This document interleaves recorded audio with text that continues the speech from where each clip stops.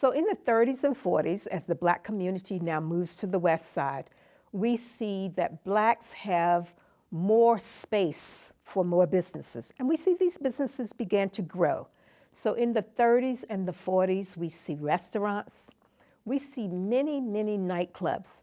Some of those nightclubs change the 40s and the 50s and 60s. We can look at the same location and we can see the evolution of what happens on that location.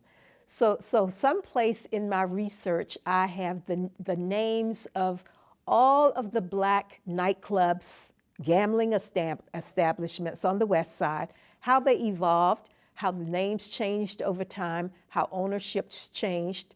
But that corridor, that Jackson Street, it's really Jackson Avenue, but over the years we say Jackson Street, D Street, E Street, we see all kinds of Black businesses.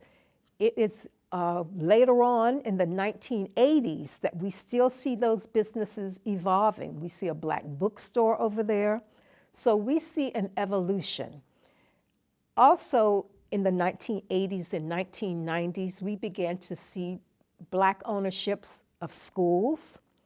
Back in the 1950s, we see the first manufacturing concern. A woman named Catherine Joseph actually owns a small factory where she makes outfits for anyone in the community, but she also gets some contracts from some of the hotels. And she actually makes some of the waitresses' costumes and some of the some of the cocktail waitresses as regular food waitresses.